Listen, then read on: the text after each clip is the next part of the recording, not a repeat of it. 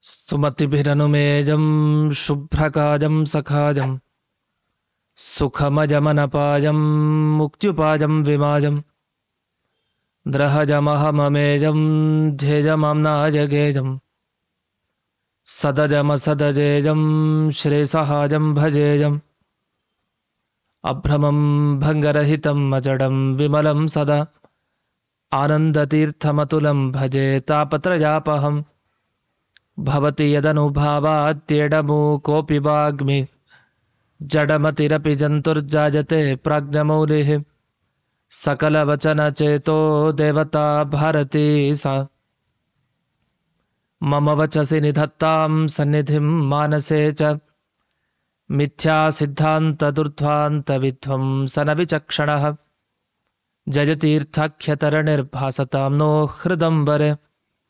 ಅರ್ಥಿಕಲ್ಪಿತಕಲ್ಪೋಜಂ ಪ್ರತ್ಯರ್ಥಿಗಜಕೇಸರಿ ವ್ಯಾಸತೀರ್ಥಗುರುರ್ಭೂಯಾದಸ್ಮದಿಷ್ಟಾರ್ಥಸಿದ್ಧಯೇ ಪೂಜ್ಯಾಯ ರಾಘವೇಂದ್ರಾಯ ಸತ್ಯಧರ್ಮರತಾಯ ಚ ಭಜತಾಂ ಕಲ್ಪವೃಕ್ಷಾಯ ನಮತಾಂ ಕಾಮಧೇನವೇ ತಪಸ್ವಾಧ್ಯಾಯ ಶುಶ್ರೂಷಾ ಕೃಷ್ಣಪೂಜಾರತಂ ಮುನಿಂ ವಿಶ್ವೇಶಮಿಷ್ಟದಂ ವಂದೇ ಪರಿಮ್ರಾಟ್ ಚಕ್ರವರ್ತಿನಂ ಶ್ರೀಗುರುಭ್ಯೋ ನಮಃ ಹರಿ ಓಂ. ಯಮಕ ಭಾರತದ ಈ ಸಂಚಿಕೆಯಲ್ಲಿ ಒಂದು ಒಳ್ಳೆಯ ಪ್ರಸಂಗವನ್ನ ನಾವು ಕೇಳಲಿಕ್ಕಿದ್ದೇವೆ.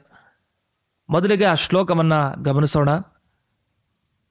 ಪುರಮಭಿಯಾಯಾರಿದರಿ ದತ್ವಾ ಭದ್ರಾಂ ಪೃಥಾಸುತಾಯಾರಿದರಿ ಶಕ್ರಪುರೀಮಭಿಯಾತಃ ಪ್ರಾದಾತ್ ವನ್ನೇರ್ವನಂ ಸತಾಮಭಿಯಾತಃ. 38ನೆಯ ಶ್ಲೋಕ.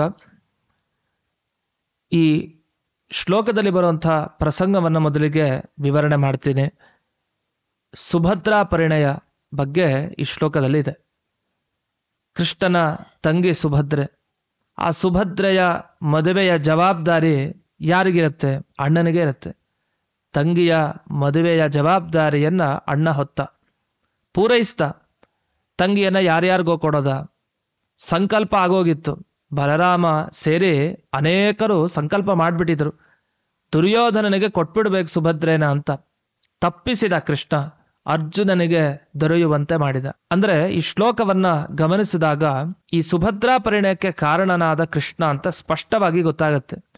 ಅಂದ್ರೆ ಮದುವೆ ಸಂದರ್ಭದಲ್ಲಿ ವಿಶೇಷವಾಗಿ ತೊಂದರೆ ಆಗ್ತಾ ಇದ್ರೆ, ಯಾರನ್ನೋ ಯಾರಿಗೋ ಕೊಡ್ಲಿಕ್ಕೆ ಸಂಕಲ್ಪ ಆಗಿದ್ರೆ, ಅಥವಾ ದೊರಿತಾನೇ ಇಲ್ಲ ಅಂತ ಆದ್ರೆ ಈ ಶ್ಲೋಕವನ್ನ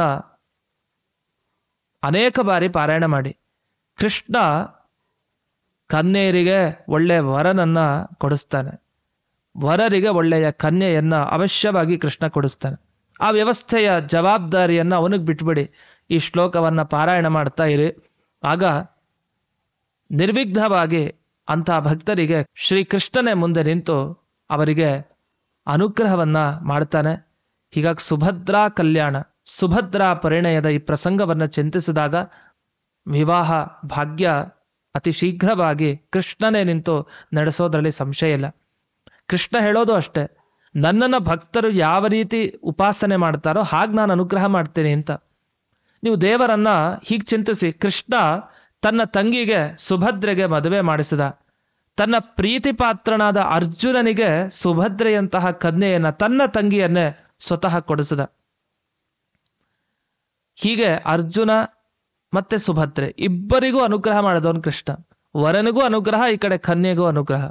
ಹೀಗೆ ಎರಡು ದೃಷ್ಟಿಯಲ್ಲಿ ತನ್ನ ಶಿಷ್ಯನಿಗೆ ಬಿಡ್ಲಿಲ್ಲ, ಅರ್ಜುನನಿಗೆ ಕೊಡಿಸ್ದ, ಒಳ್ಳೆಯ ಕನ್ಯೆಯನ್ನ ಸಿಗುವಂತೆ ಮಾಡಿದ.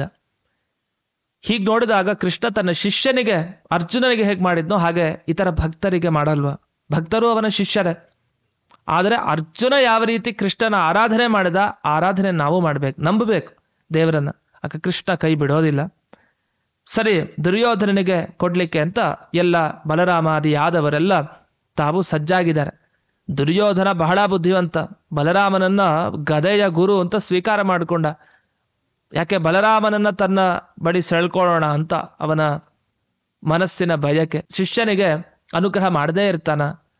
ಗುರುವಾದವನು ಎಂಥ ಶಿಷ್ಯನೇ ಆಗ್ರಿ, ಆ ಶಿಷ್ಯನ ಮೇಲೆ ಒಂದು ಪ್ರೀತಿಯನ್ನ ಇಟ್ಟಿರ್ತಾನೆ. ಆದ್ರಿಂದ ಗುರು ಖಂಡಿತ ಅನುಗ್ರಹಿಸ್ತಾನೆ ಅಂತ. ಬಲರಾಮ ತನ್ನ ಶಿಷ್ಯನಾದ ದುರ್ಯೋಧನಕ್ಕೆ ಕೊಡಿಸ್ಬೇಕು ಅಂತ, ಕೃಷ್ಣ ತನ್ನ ಶಿಷ್ಯ ಅರ್ಜುನನಿಗೆ ಕೊಡಿಸ್ತೇನೆ ಅಂತ. ಅಂತೂ ತಂಗಿಯರನ್ನ ಕೊಡಿಸೋ ಭರಾಟೆ. ಅಣ್ಣ ಬಲರಾಮ ದುರ್ಯೋಧನಿಗೆ ಅಂತ, ತಮ್ಮ ಕೃಷ್ಣ ನಾನು ಸುಭದ್ರೆಯನ್ನ ಅರ್ಜುನನಿಗೆ ಕೊಡಿಸ್ತೇನೆ ಅಂತ. ಗೆದ್ದವನು ಕೃಷ್ಣನೇ. ಕೃಷ್ಣ ನಿಮ್ಮ ಪಕ್ಷದಲ್ಲಿದ್ದ ಯಾರು ಏನ್ ಮಾಡ್ಕೊಡ್ಲಿಕ್ಕೆ ಸಾಧ್ಯ ಇಲ್ಲ. ಅದು ಶೇಷಾವತಾರಿ ಬಲರಾಮ ಆಗ್ಲಿ, ಯಾರು ಬೇಕಾರಾಗ್ಲಿ. ಅಂದ್ರೆ ಇತರ ದೇವತೆಗಳ ಅನುಗ್ರಹ ನಿಮ್ಮ ಮೇಲೆ ಇರಬಹುದು, ಆದ್ರೆ ಕೃಷ್ಣನ ಅನುಗ್ರಹ ಆಗದೇ ಇದ್ರೆ ಕಲ್ಯಾಣ ಹಾಗೆಲ್ಲ ಸುಲಭವಾಗಿ ಯೋಗ್ಯರಾದವ್ರ ಜೊತೆ ನಡೆಯೋಲ್ಲ. ಹಾಗಾಗಿ ಕೃಷ್ಣನನ್ನ ಶ್ರದ್ಧಾಭಕ್ತಿಯಿಂದ ಹಿಡೀರಿ, ವಿವಾಹ ಕಲ್ಯಾಣ ಮಹೋತ್ಸವವನ್ನ ಅನುಗ್ರಹಿಸುವಂತೆ ಪ್ರಾರ್ಥನೆ ಮಾಡ್ಕೊಳ್ಳಿ ಅಂತ ಹೇಳ್ತಾ, ಅಂತೂ ಕೃಷ್ಣ ತಾನು ಉಪಾಯದಿಂದ ಸುಭದ್ರೆಯನ್ನ ಅರ್ಜುನನಿಗೆ ಕೊಡಿಸಿದ. ಆಮೇಲೆ ಖಾಂಡವವನ ದಾಹ ಪ್ರಸಂಗ ಬರುತ್ತೆ. ಖಾಂಡವ ವನ ಸುಡಬೇಕು, ಅಂದ್ರೆ ಅಗ್ನಿಗೆ ಆಹುತಿಯಾಗಿ ಅರ್ಪಣೆ ಆಗಬೇಕು ಇಡೀ ಖಾಂಡವ ವನ. ಆದ್ರೆ ಇಂದ್ರದೇವರು ಮಳೆ ಸುರಿಸ್ತಾ ಇರ್ತಾರೆ. ತೊಂದರೆ ಆಗ್ತಾ ಇದೆ ಅಗ್ನಿಗೆ. ಅಗ್ನಿಗೆ ಅನುಗ್ರಹವನ್ನ ತಾನು ಮಾಡಿದ ಕೃಷ್ಣ ಪರಮಾತ್ಮ ಅರ್ಜುನನಿಂದ ಮಾಡಿಸಿದ. ಅರ್ಜುನನ ಮುಖಾಂತರ ಅಗ್ನಿಗೆ ಆ ಖಾಂಡವವನ ಸಿಗೋ ಹಾಗೆ ಮಾಡ್ತಾನೆ. ಅಷ್ಟೇ ಅಲ್ಲ, ದೇವೇಂದ್ರನ ಗರ್ವ ಪರಿಹಾರ ಮಾಡಿದ. ಆ ಕಾಡಿನಲ್ಲಿ ಅನೇಕ ಸಜ್ಜನರಿದ್ರು, ಪಕ್ಷಿಗಳ ರೂಪದಲ್ಲಿ ಜರಿತರಿ ಮೊದಲಾದ ಪಕ್ಷಿಗಳಿದ್ವು. ಆ ಎಲ್ಲ ಪಕ್ಷಿಗಳಿಗೆ ಅಗ್ನಿಯ ಬಾಧೆಯನ್ನು ಕೂಡ ಕೃಷ್ಣ ಪರಮಾತ್ಮ ಪರಿಹರಿಸಿದ ಅಂತ. ಇಷ್ಟು ಈ ಶ್ಲೋಕದ ಅಭಿಪ್ರಾಯ. ಇಲ್ಲಿ ಬರುವಂತ ಘಟನೆ ಇಷ್ಟು. ಇದನ್ನ ಇನ್ನೂ ವಿಸ್ತಾರವಾಗಿ ನೋಡೋಣ. ಮೊದಲಿಗೆ ಈ ಶ್ಲೋಕಗಳ ಪದಗಳ ಅರ್ಥ ಏನು ಅಂತ. ಇಲ್ಲಿ ಅರಿದರಿ ಅರಿದರಿ ಅಂತ 2 ಸಲ ಆ ಶಬ್ದ ಬರುತ್ತೆ. ಮೊದಲನೇ ಸಾಲಿನಲ್ಲಿ, ಮುಂದಿನ ಸಾಲಿನಲ್ಲಿ ಅಭಿಯಾತಃ ಅಭಿಯಾತಃ ಅಂತ ಬರುತ್ತೆ. ಹೀಗೆ ಈ ಶಬ್ದಗಳ ಸ್ವಾರಸ್ಯ ಏನು ಅಂದಾಗ, ಅರಿದರಿ ಅಂದ್ರೆ ಕೃಷ್ಣನಿಗೆ ಹೆಸರಂತೆ ಇದು. ಅರಿದರಿ ಏನಿದು? ಅರಿದರಿ ಅಂದ್ರೆ, ಅರಿ ಅಂದ್ರೆ ಚಕ್ರ, ದರ ಅಂದ್ರೆ ಶಂಖ.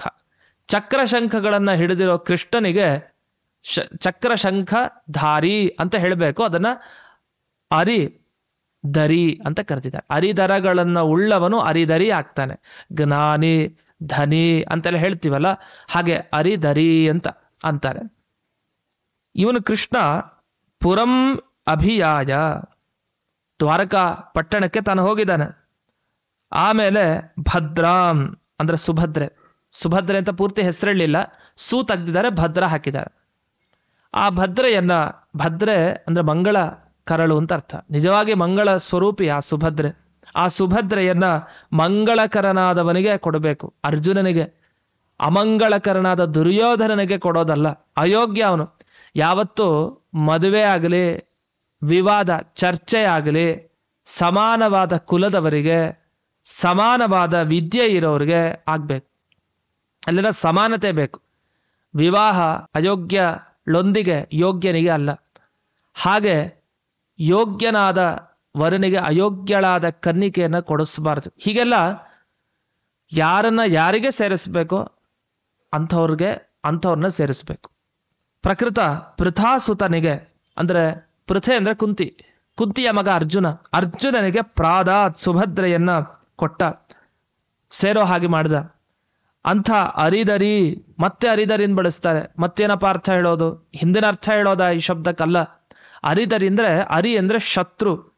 ಆ ಶತ್ರುಗಳನ್ನ ದರ ನಾಶ ಮಾಡೋನು ಅಂತ ಅರ್ಥ. ಅವನಿಗೆ ಅರಿದರಿ ಅಂತ ಕರೀತಾರೆ. ಈಗ ಬೇರೆ ಅರ್ಥ. ಅರಿ ಅಂದ್ರೆ ಮೊದಲು ಚಕ್ರ ಅಂತ ಅರ್ಥ ಮಾಡಿದ್ರು, ಈಗ ಅರಿ ಅಂದ್ರೆ ಶತ್ರು ಅಂತ ಅರ್ಥ. ಆದ್ರಿಂದ ಶತ್ರುಗಳನ್ನ ಸದೆ ಬಡಿಯೋ ಕೃಷ್ಣ ಆಮೇಲೆ ಇಂದ್ರಪ್ರಸ್ಥಕ್ಕೆ ಹೋದ. ಅದನ್ನ ಶಕ್ರಪುರೀಂ ಅಭಿಯಾತಃ, ಅಭಿಯಾತ್ ಅಂದ್ರೆ ಹೊರಡ್ತ. ಶಕ್ರಪುರೀಂ ಅಂದ್ರೆ, ಶಕ್ರ ಅಂದ್ರೆ ಇಂದ್ರ, ಇಂದ್ರನ ಪಟ್ಟಣ ಅಂದ್ರೆ ಇಂದ್ರಪ್ರಸ್ಥ. ಆ ಇಂದ್ರಪ್ರಸ್ಥಕ್ಕೆ ಪರಮಾತ್ಮ ನಡೆದ. ಅಲ್ಲಿ ವನಂ ಸತಾಂ ಅಭಿಯಾ, ವನ್ಹೆ ಪ್ರಾದಾತ್. ಅಭಿಯಾತಃ ಅಂತಿದೆಯಲ್ಲ, ಅಲ್ಲಿ ಅಭಿಯಾತಃ ಅಂತ ಒಂದು ಹೋದ ಅಂತ ಅರ್ಥ. ಇದೊಂದು ಅಭಿಯಾ ಆತಃ ಅಂತ ಬಿಡಿಸ್ಕೊಳ್ಬೇಕು. ಅಭಿಯ ಅಂದ್ರೆ ಭಯ ಇಲ್ಲದೇನೆ ಅಂತ ಅರ್ಥ. ಹೇಗೆ ಅಗ್ನಿಗೆ ಭಯ ಆಗೋದಿಲ್ವೋ ಆ ರೀತಿಯಲ್ಲಿ ಇಡೀ ಆ ಕಾಡನ್ನ, ವನಂ ಖಾಂಡವ ವನವನ್ನ ತಾನು ಅರ್ಪಣೆ ಮಾಡಿದ ಕೃಷ್ಣ. ಅಷ್ಟೇ ಅಲ್ಲ, ಸಜ್ಜನರಾದ ಆ ಜರಿತರಿ ಮುಂತಾದ ಪಕ್ಷಿಗಳಲ್ಲೂ ಕೂಡ ವಿಶೇಷವಾದ ಅನುಗ್ರಹವನ್ನ ಮಾಡಿದ ಅಂತ. ಇಷ್ಟು ಈ ಶ್ಲೋಕದ ಅಭಿಪ್ರಾಯ. ಇದನ್ನ ನರಹರಿ ತೀರ್ಥರು ತಮ್ಮ ಟೀಕೆಯಲ್ಲಿ ವಿವರಿಸ್ತಾ ಹೀಗೆ ಹೇಳ್ತಾರೆ. ಶಂಖಚಕ್ರಧರ ಕೃಷ್ಣ ಪುನರ್ದ್ವಾರವತೀಂ ಯಯೌ ಅರ್ಜುನಾಯ ಸುಭದ್ರಾಂಚ ದತ್ವಾ ಶಕ್ರಪುರೀಂ ಯಯೌ. ಈ ಥರ ಅರ್ಥವನ್ನು ಅವ್ರು ಬಿಡಿಸ್ಕೊಟ್ಟಿದ್ದಂದರೆ ನಮಗೆ ಈ ಶ್ಲೋಕಕ್ಕೆ ಅರ್ಥ ಆಗ್ತಾ ಇದೆ. ಅವರು ಏನು ಘಟನೆ ನಡೀತಾ ಇದೆ, ಮಧ್ವಾಚಾರ್ಯರು ಈ ಶ್ಲೋಕದಿಂದ ಏನು ಹೇಳಲಿಕ್ಕೆ ಹೊರಟಿದ್ದಾರೆ ಚೆನ್ನಾಗಿ ಹೇಳ್ಬಿಡ್ತಾರೆ. ಅಷ್ಟಾದ್ಮೇಲೆ ಮಧ್ಯ ಆ ಪದಗಳನ್ನು ಬಿಡಿಸು ಕೊಡ್ತಾರೆ. ನಿಮ್ಗೇನು ಕಷ್ಟನೇ ಇಲ್ಲ. ಯಮಕ ಭಾರತ ಓದಬೇಕು ಅಂದರೆ ನರಹರಿ ತೀರ್ಥರ ಟೀಕೆ ಇರಲೇಬೇಕು. ಜೊತೆಗೆ ಯಮಕ ಭಾರತಕ್ಕೆ ಅನೇಕ ಟಿಪ್ಪಣಿಗಳನ್ನು ಕೂಡ ಬರೆದಿದ್ದಾರೆ, ಅಂದರೆ ವ್ಯಾಖ್ಯಾನಗಳನ್ನು ಬರೆದಿದ್ದಾರೆ. ಅದನ್ನು ನೋಡ್ಬೇಕು ನಾವು.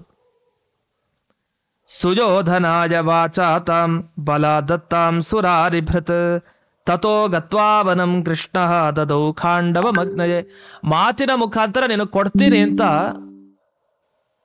ಸುಭದ್ರೆಯನ್ನ ಕೊಡ್ತೀನಿ ದುರ್ಯೋಧನನಿಗೆ ಅಂತ ಮಾತು ಕೊಟ್ಟಾಗೋಯ್ತು. ಬಲರಾಮನಿಂದ ಆಗೋಯ್ತಲ್ಲೆಲ್ಲ ಮಾತುಕತೆ. ಆದರೆ ಹಾಗಲ್ಲ, ಆಗಬಾರದು. ಅದಕ್ಕೆ ದೈತ್ಯರ ಶತ್ರು ಕೃಷ್ಣ ತಾನು ಬಿಡ್ಲಿಲ್ಲ. ಸುಭದ್ರೆಯನ್ನ ಅರ್ಜುನನಿಗೆ ಕೊಡಿಸಿದ, ಅಗ್ನಿಗೆ ಖಾಂಡವ ವನವನ್ನ ಕೊಡಿಸಿದ. ನಿಮಗೆ ಜನರಿಗೆ ಏನು ಅಭೀಷ್ಟನೋ, ನಿಮಗೆ ತಿನ್ಲಿಕ್ಕೆ ಬೇಕಾ, ಅಗ್ನಿಗೆ ಕೊಡಿಸಿದಂತೆ ನಿಮಗೆ ಕೊಡಿಸ್ತಾನೆ. ನಿಮಗೆ ವಿವಾಹ ಆಗ್ಬೇಕಾ, ಅದನ್ನು ಕೊಡಿಸ್ತಾನೆ. ಏನ್ ಬೇಕು, ಭಕ್ತರಿಗೆ ಯಾವ ಅನುಗ್ರಹ ಆಗಬೇಕೋ ಅದೆಲ್ಲ ಅನುಗ್ರಹವನ್ನ ಈ ಶ್ಲೋಕದಿಂದ, ಪಾರಾಯಣದಿಂದ ನೀವು ಪಡಿಬಹುದು. ಅದನ್ನ ಈ ಪ್ರಸಂಗದಿಂದ ನಾವು ಗಮನಿಸಬಹುದು. ಈ ರೀತಿ ನರಹರಿ ತೀರ್ಥರ ಟೀಕೆಯಲ್ಲಿ ಒಂದು ಅಪೂರ್ವವಾದ ಅರ್ಥವನ್ನ ತಿಳಿಸಿದ್ದಾರೆ. ಎಲ್ಲಿ ಅಂದ್ರೆ ಸುಯೋಧನಾಯ ವಾಚಾ ತಾಂ ಬಲಾದ್ದತ್ತಾಂ. ಬಲರಾಮ ಕೊಟ್ಟೇ ಬಿಟ್ಟ ಸುಭದ್ರೆಯನ್ನ. ಹೇಗ್ ಕೊಟ್ಟ? ಮಾತಿನಿಂದ. ಸುಯೋಧನ ನಿನಗ್ ಕೊಡ್ತೀನಿ ಅಂತ. ಅವನು ಸುಯೋಧನನೇ. ಆಚಾರ್ಯರು ಅನೇಕ ಕಡೆ ದುರ್ಯೋಧನ ಅಂತ ಬಳಸಲ್ಲ, ಸುಯೋಧನ ಅಂತಾನೆ ಬಳಸಿದ್ದಾರೆ. ಆ ಸುಯೋಧನ ಅಂದ್ರೆ ಒಳ್ಳೆ ಯುದ್ಧ ಮಾಡೋನು ಅಂತ, ಗುಣಗ್ರಾಹಿಯಾಗಿರ್ಬೇಕು ಅಂತ. ದುಷ್ಟ ಆಗಿರ್ಬೋದು, ಗುಣಗ್ರಾಹಿ ಅಂತ. ಹಾಗ ಅಂದ್ರೆ ಅವನಿಗೆ ಭ್ರಮೆ ಇತ್ತಂತೆ, ನಾನು ಬಹಳ ಚೆನ್ನಾಗಿ ಯುದ್ಧ ಮಾಡ್ತೀನಿ ಅಂತ. ಅದು ಅಪಹಾಸ್ಯ ಕೇಳೋ ತರ, ಭಾರಿ ಸುಯೋಧನ ಇವನು ಅಂತ. ಆ ಥರನು ಕೂಡ ಅರ್ಥವನ್ನ ಮಾಡ್ಕೊಳ್ಬಹುದು. ತತ್ರ ಯುದ್ಧ ಆಗತಾನಾಂಬ ಅಭಿಯ ಶಕ್ರಾದೀನಾಂ ಸತಾಂ ಅಂತ ಇದೊಂದು ಪಾಠವನ್ನು ಇಲ್ಲಿ ನರಹರಿ ತೀರ್ಥರ ಟೀಕೆಯಲ್ಲಿ ನೋಡ್ಬೋದು. ಇದೆಲ್ಲರ ಸ್ವಾರಸ್ಯವನ್ನ ಗಮನಿಸ್ತಾ ಇಲ್ಲಿ ಭದ್ರ ಅನ್ನೋ ಶಬ್ದಕ್ಕೆ ಒಂದು ಅಪೂರ್ವವಾದ ಅರ್ಥ ಇದೆ. ಆ ಭದ್ರ ಅನ್ನೋ ಶಬ್ದಕ್ಕೆ ಸುಭದ್ರೆ ಅಂತಿಷ್ಟೇ ಅರ್ಥ ಅಲ್ವಂತೆ. ಆ ಭದ್ರ ಅನ್ನೋ ಶಬ್ದಕ್ಕೆ ದುರ್ಯೋಧನನಿಗೆ ಮಾತಿನಿಂದ ನಾನು ಸುಭದ್ರೆಯನ್ನ ಕೊಡ್ತೀನಿ ಅಂತ ಇದು ವಿಷಯ ಬಂತಲ್ಲ, ಅದನ್ನ ಸೂಚನೆ ಮಾಡ್ತಾ ಇದೆ, ಆ ಅರ್ಥವನ್ನ ತಿಳಿಸ್ತಾ ಇದೆ ಇಲ್ಲಿ ಭದ್ರ ಅನ್ನೋ ಶಬ್ದ. ಅದು ವಸ್ತುತಃ ಭದ್ರರಾ ಅಂತ ಆಗ್ಬೇಕಾಗಿತ್ತಂತೆ, ಅದನ್ನ ಭದ್ರ ಮಾಡ್ಬಿಟ್ಟಿದ್ದಾರೆ. ಕೆಲವು ಸಲ ಆ ಥರ ಆಚಾರ್ಯರು ಕೆಲವು ಶಬ್ದಗಳನ್ನ ಹೀಗೆ ಮಾಡೋದಿದೆ, ಒಳ್ಳೆ ಅರ್ಥವನ್ನ ಕೊಡ್ಲಿಕ್ಕೆ. ಅದರಲ್ಲಿ ಭದ್ರ ಅಂದ್ರೇನು? ಭದ್ರ ಅಂದ್ರೆ ಜ್ಞಾನ ಅಂತ ಅರ್ಥ. ಅದರಲ್ಲಿ ಭದ್ರ ಅಂದ್ರೆ ಜ್ಞಾನ ಅಂತ ಯಾವುದಕ್ಕೆ ಅರ್ಥ? ಭ ಅನ್ನೋ ಶಬ್ದಕ್ಕೆ. ಭ ಅಂದ್ರೆ ಜ್ಞಾನ. ಆ ಜ್ಞಾನ ಇಲ್ಲದೆ ಇರೋನು, ಜ್ಞಾನದಿಂದ ಹೀನನಾದವನು, ಕಡಿಮೆ ಆಗಿರೋನು ಯಾರು? ದುರ್ಯೋಧನ. ಅವನಿಗೆ ಭದ್ರ ಅಂತ ಕರೀತಾರೆ. ಭದ್ರ ಹ್ರಸ್ವ. ಭ ಅಂದ್ರೆ ಜ್ಞಾನ, ಜ್ಞಾನದಿಂದ ದ್ರ ಶೂನ್ಯನಾದವನು, ನಾಶವನ್ನ ಪಡೆದಿರೋನು, ಜ್ಞಾನದ ನಾಶವನ್ನ ಅಂತವನು ದುರ್ಯೋಧನ. ಅವನಿಗೆ ರಾ ಕೊಡ್ತೀನಿ ನಿನಗೆ ಅಂತ. ರಾ ಅಂದ್ರೆ ಬಾ ಅಂತಲ್ಲ, ಕೊಡೋದು, ರಾಧಾನ ಅಂತ ಅರ್ಥ. ಹೀಗೆ ಭದ್ರ ರಾ ಅಂತ ಇದೆ, ಅದು ಭದ್ರ ಅಂತ ಆಗಿದೆ. ಅದು ಸಮಾನೇಯ ಲೋಪ ಅಂತ ಕೆಲವು ಸೂತ್ರಗಳಿದೆ. ವ್ಯಾಕರಣದ ಪ್ರಕಾರ ಸಮಾನವಾದ ಅಕ್ಷರ ಬಂದ್ರೆ ಭದ್ರ ರಾ ಅಂತ ಇದೆ, ಅಲ್ಲಿ ಒಂದು ರಾ ಹೋಗ್ಬಿಡತ್ತೆ. ಹೀಗೆ ವ್ಯಾಕರಣದ ನಿಯಮಗಳಿದೆ. ಅಂತೂ ಇರ್ಲಿ, ಭದ್ರ ಅನ್ನೋ ಶಬ್ದವನ್ನ ಬಳಸಿದ್ರು, ಭದ್ರರ ಅಂತ ಅದಕ್ಕೆ ಅರ್ಥ ಅಂತ ಅಪೂರ್ವವಾದ ಅರ್ಥವನ್ನು ಹೇಳಿದರು. ಇನ್ನು ಅರಿದರಿ ಅಂತ ಈ ಶಬ್ದಕ್ಕೆ ಇನ್ನೊಂದು ಅರ್ಥವನ್ನ ಇಲ್ಲಿ ಬಿಡಿಸಿದ್ದಾರೆ ಟಿಪ್ಪಣಿಗಳಲ್ಲಿ. ಏನು ಬಿಡಿಸಿದ್ದಾರೆ ಅಂದ್ರೆ, ಅರಿ ಅಂದ್ರೆ ಸುರರ ಶತ್ರುಗಳು, ನಿಜ.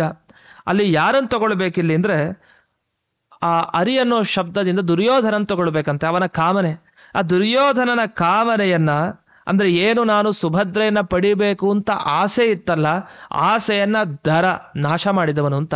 ಹಾಗ ಅರಿದರ ಅಂದ್ರೆ ದುರ್ಯೋಧನನ ಕಾಮನೆಯನ್ನ ಬಿಡಿಸಿದವನು, ಅವನಿಗೆ ಸಿಗಬಾರ್ದು. ಹಾಗೆ ದುರ್ಯೋಧನನ ಕಾಮನೆಯನ್ನ ನಾಶ ಮಾಡಿದವನು ಕೃಷ್ಣ ಅನ್ನುವ ಅರ್ಥ ಅರಿದರಿ ಅನ್ನೋ ಶಬ್ದದಿಂದ ಸಿಗ್ತಾ ಇದೆ. ಯಾಕೆಂದ್ರೆ ದುರ್ಯೋಧನಸ್ಯ ಹಿ ಸುಭದ್ರಾಯಾಮ್ ಕಾಮೋಭವತ್. ಸುಭದ್ರೆಯ ವಿಷಯ ದುರ್ಯೋಧನನಿಗೆ ಕಾಮನೆ ಇತ್ತು, ಅದನ್ನ ಸಂಪೂರ್ಣವಾಗಿ ಹೋಗಲಾಡಿಸಿದ ಅಂತ. ಇದಾದ ಮೇಲೆ ಈ ಯಮಕ ಭಾರತದ ಟಿಪ್ಪಣಿಗಳಲ್ಲಿ ಈ ಮಹಾಭಾರತ ತಾತ್ಪರ್ಯದ ಪ್ರಸಂಗವನ್ನ ತಗೊಳ್ತಾರೆ. ನಮ್ಗೆ ಆ ಪ್ರಸಂಗ ಗೊತ್ತಿಲ್ಲ ಅಂದ್ರೆ ಸುಭದ್ರಾ ಪರಿಣಯದ ಒಂದು ರೋಚಕತೆ ಅದರ ಸ್ವಾರಸ್ಯ, ಖಾಂಡವ ವನ ದಾಹದ ಸ್ವಾರಸ್ಯ ಅರ್ಥ ಆಗಲ್ಲ. ಅದನ್ನ ಇಲ್ಲಿ ಕೆಲವು ಶ್ಲೋಕಗಳನ್ನ ಉಲ್ಲೇಖ ಮಾಡಿ ಕೊಟ್ಟಿದ್ದಾರೆ. ಆ ಶ್ಲೋಕದ ಅಭಿಪ್ರಾಯಗಳನ್ನ ನೋಡೋಣ. ಅನೇಕ ತಾತ್ಪರ್ಯದ ಮಾತುಗಳಲ್ಲಿ ಬಂದಿದೆ. ಅದರಲ್ಲೂ ಜರಿತರಿ ಮುಂತಾದ ಪಕ್ಷಿಗಳು ಅಂತ ಬಂತು. ಆ ಖಾಂಡವ ವನದಾಹದ ಪ್ರಸಂಗದಲ್ಲಿ ಅದನ್ನೆಲ್ಲ ಉಳಿಸಿ ರಕ್ಷಣೆಯನ್ನ ಮಾಡಿದ ಪರಮಾತ್ಮ. ಅಗ್ನಿಗೆ ಆಹುತಿಯನ್ನಾಗ ಆ ಪಕ್ಷಿಗಳನ್ನ ಕೊಡ್ಲಿಲ್ಲ, ಉಳಿಸಿದ. ಅದು ಯಾವುದು? ಜರಿತಾರಿ, ಸಾರಿಸೃಕ್ವ, ದ್ರೋಣ, ಸ್ತಂಭಮಿತ್ರ, 4. ಅದು ಸಾಮಾನ್ಯವಾದ ಪಕ್ಷಿ ಅಂತ ಭಾವಿಸಬೇಡಿ. ಋಷಿ ಮುನಿಗಳು ಆ ರೂಪದಲ್ಲಿ ಇದ್ರು, ಆ ಜರಿತಾರಿ ಮುಂತಾದ ರೂಪದಲ್ಲಿ. ಅಂಥ ಪಕ್ಷಿಗಳು ಅಂದೇ ದಿವಸ ಬದುಕಿದ್ವು. ಅಂದ್ರೆ ಎಂಥ ಕಷ್ಟಕಾಲ ಬಂದರೂ ಕೂಡ ಪರಮಾತ್ಮ ತನ್ನ ಸಜ್ಜನರನ್ನ, ತನ್ನ ಭಕ್ತರನ್ನ ಕೈ ಬಿಡೋದಿಲ್ಲ. ಅದನ್ನ ಈ ಶ್ಲೋಕದ ಪಾರಾಯಣದ ಫಲವಾಗಿ ನಾವು ತಗೊಳ್ಬಹುದು. ಎಷ್ಟು ಫಲ ಇದೆ ಈ ಶ್ಲೋಕದಲ್ಲಿ. ಒಂದೊಂದು ಪ್ರಸಂಗವನ್ನು ಕೂಡ ಸೇರಿಸಿ ಆಚಾರ್ಯರು ಈ ಒಂದು ಶ್ಲೋಕ ಪಾರಾಯಣದಿಂದ ಅನೇಕ ಅಭೀಷ್ಟಗಳ ಪೂರಣೆ ಆಗ್ಲಿಕ್ಕೆ ಒಂದು ಅಪೂರ್ವವಾದ ಉಪಾಯವನ್ನಾಗಿ ನಮಗೆ ಮಾಡಿಕೊಟ್ಟಿದ್ದಾರೆ. ಇನ್ನು ಮಹಾಭಾರತ ತಾತ್ಪರ್ಯದಲ್ಲಿ ಬಂದ ಪ್ರಸಂಗ, ಅಲ್ಲಿ ಅರ್ಜುನ ಸ್ಮರಣೆ ಮಾಡಿದ ಕೂಡಲೇ ಕೃಷ್ಣ ಓಡ್ ಬರ್ತಾನೆ. ಅಲ್ಲಿ ದ್ರೌಪದಿ ಸ್ಮರಣೆ ಮಾಡಿದ್ಲು, ಕಷ್ಟ ಅಂತ, ತಕ್ಷಣ ರಕ್ಷಣೆ ಮಾಡ್ದ. ಅರ್ಜುನ ಸುಭದ್ರೆ ಜೊತೆಗೆ ಮದುವೆ ಆಗ್ಬೇಕು, ಸ್ಮರಣೆ ಮಾಡ್ದ. ವಸುದೇವ ದೇವಕಿಯರ ಜೊತೆಗೆ ಕೃಷ್ಣ ಬಂದಂತೆ. ಆ ಶ್ಲೋಕಗಳಲ್ಲಿ ಟಿಪ್ಪಣಿಯಲ್ಲಿ ಹಾಕಿದ್ದಾರೆ. ಮಾತಾ ಪಿತೃಭ್ಯಾಂ ಸಹಿತೋಥ ಕೃಷ್ಣ. ಸರಿ, ದೇವೇಂದ್ರನು ಕೂಡ ಬಂದಂತೆ. ಇಂದ್ರದೇವರನ್ನು ಕೃಷ್ಣ ಕರ್ಕೊಂಡು ಬಂದಿದ್ದಾನೆ. ಎಲ್ಲರೂ ಅವತ್ತು ರಾತ್ರಿನೇ ಬಂದಿದ್ದಾರೆ ವಿವಾಹಕ್ಕೆ ಅಂತ. ಈ ಕಡೆ ಕೃಷ್ಣ ಯಾವಾಗ ತಾನು ವಸುದೇವ ದೇವಕಿಯರ ಜೊತೆಗೆ ಇಂದ್ರನ ಜೊತೆಗೆ ಬಂದನೋ ಆಗ ವಿವಾಹವನ್ನ ಚೆನ್ನಾಗಿ ನಡೆಸಿದ್ರು. ಶಾಸ್ತ್ರೋಕ್ತವಾಗಿ ನಡೀತು. ಅರ್ಜುನ ಸುಭದ್ರಾ ಪರಿಣಯ ಶಾಸ್ತ್ರೋಕ್ತವಾಗಾಯ್ತು. ಏನೋ ಚಿಕ್ಕದಾಗಾಯ್ತು, ಯಾರಿಗೂ ಗೊತ್ತಿಲ್ಲದೆ ಆಯ್ತು ಹಾಗೆಲ್ಲ ಭಾವಿಸ್ಬೇಡಿ. ಚೆನ್ನಾಗಾಯ್ತು ಮದುವೆ. ಅದಕ್ಕೆ ಕಾರಣ ಕೃಷ್ಣ. ಎಲ್ಲ ವ್ಯವಸ್ಥೆಯನ್ನು ತಾನು ಮಾಡ್ಕೊಂಡು ಬಂದ. ತಾನೊಬ್ನೇ ಅಲ್ಲ, ಇಂದ್ರ, ವಸುದೇವ ದೇವಕಿಯರು ಎಲ್ಲರನ್ನೂ ಕರ್ಕೊಂಡು ಬಂದು ಶಾಸ್ತ್ರೋಕ್ತವಾಗಿ ಆ ವಿವಾಹ ಕಾರ್ಯಕ್ರಮವನ್ನು ನಡೆಸಿದ್ದಾನೆ. ಇಂಥದ್ದು ಅಪರೂಪ. ಅನುಗ್ರಹ ಮಾಡ್ಬೋದು, ಬಂದು ನಡೆಸೋದಿದೆಯಲ್ಲ ದೊಡ್ಡ ವಿಷಯ. ಅದು ಈ ಶ್ಲೋಕದ ಸ್ವಾರಸ್ಯ. ಇಲ್ಲಿ ಯಮಕ ಭಾರತದಲ್ಲಿ ಆ ಘಟನೆಯನ್ನ ಹೇಳಿದ್ದರ ಸ್ವಾರಸ್ಯ. ಇನ್ನು ಆ ಮಹೋತ್ಸವ ಯಾರಿಗೂ ತಿಳಿಲಿಲ್ಲ. ಸರಿ, ಅವತ್ತಿನ ದಿವಸ ಕೃಷ್ಣ ಅರ್ಜುನನಿಗಾಗಿ ರಥವನ್ನ ಅಲ್ಲೇ ಇರಿಸಿ ಹೋಗ್ತಾರಂತೆ. ಏನ್ ನೋಡಿ, ಕೃಷ್ಣ ತನ್ನ ಭಕ್ತನಾದ ಅರ್ಜುನ ಎಷ್ಟು ಪ್ರೀತಿ. ತನ್ನ ತಂಗಿಯನ್ನು ಕೊಟ್ಟ, ಮದುವೆ ನಡೆಸ್ದ, ರಥ ಬಿಟ್ಟ, ಏನ್ ಬೇಕು ಅರ್ಜುನನಿಗೆ? ಎಲ್ಲ ವ್ಯವಸ್ಥೆ. ಅದಕ್ಕೋಸ್ಕರನೇ ಈ ಶ್ಲೋಕದ ಪಾರಾಯಣಕ್ಕೆ ಮಹತ್ವ ಇದೆ. ಎಲ್ಲಾ ವ್ಯವಸ್ಥೆ ಮಾಡ್ತಾನೆ. ಬರೀ ಕನ್ಯೆ ಸಿಕ್ಕಿದ್ಲು, ಮದುವೆ ಖರ್ಚು ಏನಪ್ಪಾ ಮಾಡೋದು ಯೋಚಿಸ್ಬೇಡಿ. ಕೃಷ್ಣ ಹೇಗೋ ಒಂದು ದಾರಿ ತೋರಿಸ್ತಾನೆ. ಈ ಶ್ಲೋಕದ ಪಾರಾಯಣದ ಮುಖಾಂತರ, ಯಮಕ ಭಾರತದ ಶ್ಲೋಕದ ಪಾರಾಯಣದ ಮುಖಾಂತರ ಖಂಡಿತ ಒಂದು ದಾರಿ ತೋರಿಸ್ತಾನೆ. ಆಮೇಲೆ ಆ ರಥವನ್ನ ಇರಿಸಿ ತಾನು ಹೊರಟು ಬಿಟ್ಟ. ಇಂದ್ರನು ಕೂಡ ಹೊರಟು ಬಿಟ್ಟ. ಅರ್ಜುನ ಬೆಳಗ್ಗೆ ಏರ್ತಾನೆ. ಅರ್ಜುನನಿಗೋ ಸಾರಥಿ ಅಪೇಕ್ಷೆ. ಇಲ್ಲಿವರೆಗೂ ಕೃಷ್ಣ ಸಾರಥಿಯಾಗಿದ್ದ, ಇನ್ನು ಮುಂದೆ ಯಾರು ಸಾರಥಿತನವನ್ನ ಮಾಡೋದು ನನಗೆ ಅಂತ ಯೋಚಿಸೋದೇನ್ ಬೇಡ. ಜೋರ ಕೋಲಾಹಲ ಆಗ್ತಾ ಇದೆ ದ್ವಾರಕೆಯಲ್ಲಿ. ಏನು ಏನು ಅಂತ ಯೋಚನೆ. ಅಷ್ಟೊತ್ತಿಗೆ ಆ ಸುಭದ್ರೆನೇ ಸಾರಥಿತನವನ್ನ ಹೊಂದುತ್ತಾಳಂತೆ. ಕೃಷ್ಣ ಯಾಕೆ? ಕೃಷ್ಣನ್ ತಂಗಿ ನಾನೇ ಇದ್ದೀನಿ, ನಾನೇ ಸಾರಥಿ ಆಗ್ತೀನಿ ಅಂತ ಅರ್ಜುನ ಹಿಡ್ಕೊಂಡಿದ್ದಾನೆ ಬಿಲ್ಲು ಬಾಣ. ಸಾರಥಿಯಾಗಿ ಸುಭದ್ರೆ ಇದ್ದಾಳೆ. ಕೃಷ್ಣ ಹೇಗೆ ಟ್ರೈನ್ ಮಾಡಿದಾನೆ ತನ್ನ ತಂಗಿಯನ್ನು ಕೂಡ, ಸಾರಥಿತನ ಅವಳಿಗೆ ಬರುತ್ತೆ. ಅಷ್ಟು ಚೆನ್ನಾಗಿ ತಾನು ಅವಳಿಗೂ ಕೂಡ ಕಲಿಸಿದ್ದಾನೆ. ಇಷ್ಟಾಗಿ ಸುಭದ್ರೆಯ ಸಾರಥ್ಯ ಮುಂದಕ್ಕೆ ನಡೀತು. ಮುಂದಕ್ಕೆ ಅವರು ಹೊರಡುತ್ತಾರೆ. ಈ ವಿಷಯ, ಆ ಪ್ರಸಂಗ ವಿಸ್ತಾರವಾಗಿ ಅಲ್ಲಿ ಬಂದಿದೆ. ಇನ್ನು ಖಾಂಡವ ವನದಾಹ ಪ್ರಸಂಗದಲ್ಲಿ ಅಗ್ನಿ ಬರ್ತಾನೆ. ಇವರೆಲ್ಲ ಏನ್ ಮಾಡ್ತಾರೆ, ಮದುವೆ ಆಯ್ತು, ಮದುವೆ ಆದ್ಮೇಲೆ ಟ್ರಿಪ್ಪು, ಅಲ್ಲಿ ವಿಹಾರ ಮಾಡ್ಲಿಕ್ಕೆ ಹೋಗ್ಬೇಕು. ಕೃಷ್ಣ ಅರ್ಜುನರು ವಿಹಾರ ಮಾಡ್ಲಿಕ್ಕೆ, ಕೃಷ್ಣ ಈ ಕಡೆ ಸತ್ಯಭಾಮೆಯನ್ನು ಕರ್ಕೊಂಬಂದಿದ್ದಂತೆ. ಸತ್ಯಭಾಮೆಗೆ ತುಂಬಾ ಅಪೇಕ್ಷೆ ಜಾಸ್ತಿ. ಗಂಡನ ಜೊತೆ ಓಡಾಡ್ಬೇಕು, ತಿರ್ಗಾಡ್ಬೇಕು, ವಿಹಾರ ಮಾಡ್ಬೇಕು ಅಂತ. ಇಲ್ಲ ಕೋಪ ಬಂದ್ಬಿಡುತ್ತೆ ಸತ್ಯಭಾಮೆಗೆ. ಸರಿ, ಸತ್ಯಭಾಮೆಯನ್ನ ಕರ್ಕೊಂಡು ಕೃಷ್ಣ ಈ ಕಡೆ ಬಂದ. ಖಾಂಡವ ವನದಲ್ಲಿ ಸ್ವಲ್ಪ ತಿರ್ಗಾಡ್ಕೊಂಬರೋಣ ಅಂತ ಬಂದಿದ್ದಾನೆ. ಅರ್ಜುನನು ಕರ್ಕೊಂಡ್ ಬಂದ, ನೀನು ನಿನ್ನ ಹೆಂಡತಿನ ಕರ್ಕೊಂಬ. ಸರಿ, ಕೃಷ್ಣ ಸುಭದ್ರೆ ಜೊತೆಗೆ ವಿಹಾರ ಮಾಡ್ತಾ ಇದ್ದಾನೆ. ಈ ಕಡೆ ಈ ಕೃಷ್ಣ ತಾನು ಸತ್ಯಭಾಮೆಯ ಜೊತೆಗೆ, ಹೀಗೆ ಅರ್ಜುನ ಸುಭದ್ರೆ ಜೊತೆಗೆ, ಕೃಷ್ಣ ಸತ್ಯಭಾಮೆಯ ಜೊತೆಗೆ ವಿಹಾರ ಮಾಡ್ತಾ ಇದ್ದಾರೆ. ಅಂತೂ ಎಲ್ಲರೂ ಸೇರಿ ವಿಹಾರ ಆ ವನದಲ್ಲಿ ಅಲ್ಲಲ್ಲಿ ವಿಹಾರ ಮಾಡ್ತಾ ಇದ್ರು. ಅಷ್ಟೊತ್ತಿಗೆ ಅಲ್ಲಿ ಬ್ರಾಹ್ಮಣ ವೇಷವನ್ನ ಧರಿಸ್ಕೊಂಡು ಬಂದ ಅಗ್ನಿದೇವ. ಅಗ್ನಿ ನೇರವಾಗಿ ಬಂದ್ರೆ ಇವನು ಅನುಗ್ರಹ ಮಾಡಲ್ಲ ಕೃಷ್ಣ, ಯಾಕೆ ಬ್ರಾಹ್ಮಣ ಹಿತ ತಾನೆ ಇವನು. ನಮೋ ಬ್ರಹ್ಮಣ್ಯ ದೇವಾಯ ಗೋ ಬ್ರಾಹ್ಮಣ ಹಿತಾಯ ಚ. ಬ್ರಾಹ್ಮಣರಿಗೆ ಹಿತ ಮಾಡ್ತಾನೆ ಇವನು ಅಂತ ಬ್ರಾಹ್ಮಣ ವೇಷ ತೊಟ್ಕೊಂಡು ಅಗ್ನಿ ಬಂದಂತೆ. ಬಂದು ನನಗೆ ಅನ್ನ ಬೇಕು, ದಯವಿಟ್ಟು ಕೊಡು ಅಂತ. ನಿನಗೆ ಎಂಥ ಅನ್ನ ಬೇಕು ಹೇಳು, ನಾನು ನೀಡ್ತೀನಿ ನಿನಗೆ ಅಂತ. ಕೃಷ್ಣನ ಗೊತ್ತು ಇವನು ಕಪಟ ತನ ಮಾಡಿ ಬಂದಿದ್ದಾನೆ, ಇವನು ಅಗ್ನಿದೇವ ಬ್ರಾಹ್ಮಣ ಅಲ್ಲ ಅಂತ. ನನಗೆ ಈ ಖಾಂಡವ ವನ ಬೇಕು, ನಾನು ಅಗ್ನಿ ಕೊಡು ಅಂತ ಕೇಳ್ತಾನೆ. ಆಗ ಕೇಳಿದಾಗ ಯಾರ ಬಳಿ ಕೇಳಿದ್ದು ಅಂತ ಪ್ರಶ್ನೆಯಲ್ಲಿ ಅದೇನಂದ್ರೆ ಇಬ್ಬರ ಬಳಿ ಬಂದು ಕೇಳ್ತಾನೆ.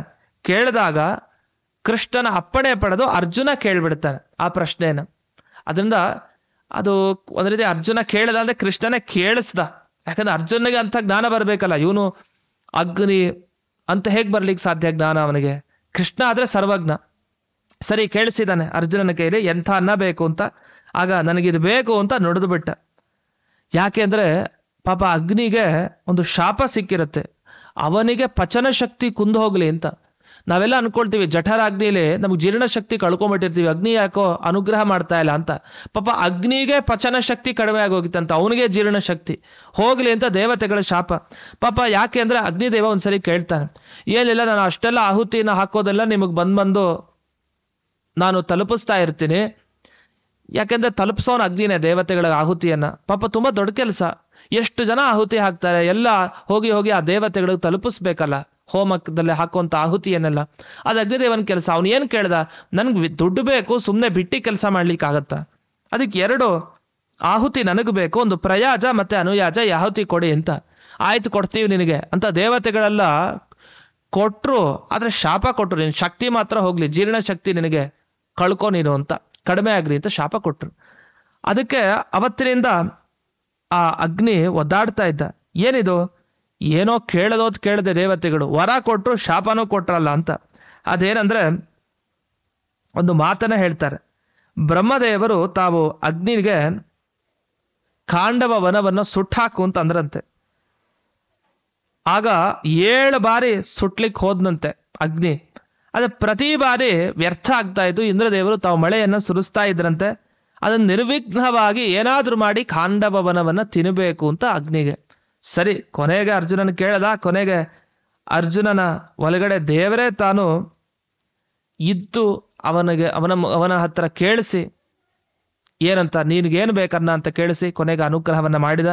ಆ ಕಡೆ ಇಂದ್ರ ಮಳೆ ಸುರಿಸಿದ್ದು, ನಂತರ ಭಗವಂತ ತಾನು ಒಂದೇ ರೂಪ, ಇಂದ್ರ ಅರ್ಜುನ ಬೇರೆ ಅಲ್ಲ, ಆದ್ರೂ ಅವರಲ್ಲಿ ವಿರೋಧ ಉಂಟು ಮಾಡೋ ತರ ಮಾಡಿ, ಎಲ್ಲ ದೇವರ ಶಕ್ತಿ ಹಾಗೆ ಮಾಡಿ ತಾನು ಆ ಅಗ್ನಿಗೆ ವಿಪ್ರ ರೂಪದಲ್ಲಿ ಬಂದ ಅಗ್ನಿಗೆ ಅನುಗ್ರಹವನ್ನ ಮಾಡಿದ್ದನ್ನ ನೆನಪಿಸ್ಕೊಳ್ಬಹುದು. ಹೀಗೆ ಈ ಪ್ರಸಂಗವನ್ನೆಲ್ಲ ಇಲ್ಲಿ ನೆನಪಿಸ್ಕೊಂಡಾಗ ಯಾರ್ಯಾರ ಅಭೀಷ್ಟ ಏನೋ ಅದನ್ನೆಲ್ಲ ಈಡೇರಿಸುವಂತ ಶ್ಲೋಕ ಅನ್ನೋದು ಸ್ಪಷ್ಟ ಅಂತ ತಿಳಿಸ್ತಾ, ಇಂಥ ಯಮಕ ಭಾರತದ ಶ್ಲೋಕವನ್ನ ಪಾರಾಯಣ ಮಾಡಿ ಎಲ್ಲರೂ ತಮ್ಮ ತಮ್ಮ ಅಭೀಷ್ಟಗಳನ್ನ ಪಡೆದುಕೊಳ್ಳಿ ಅಂತ ತಿಳಿಸ್ತಾ ಈ ಸಂಚಿಕೆಯನ್ನ ಅಸ್ಮದ್ ಗುರುವಂತರ್ಗತ ವ್ಯಾಸತೀರ್ಥ ಗುರುವಂತರ್ಗತ ಭಾರತೀರಮಣ ಮುಖ್ಯ ಪ್ರಾಣಾಂತರ್ಗತ ಶ್ರೀಮನ್ ಮೂಲ ಗೋಪಾಲಕೃಷ್ಣನಿಗೆ ಅರ್ಪಣೆ ಮಾಡ್ತೇನೆ. ಶ್ರೀ ಕೃಷ್ಣಾರ್ಪಣಮಸ್ತು.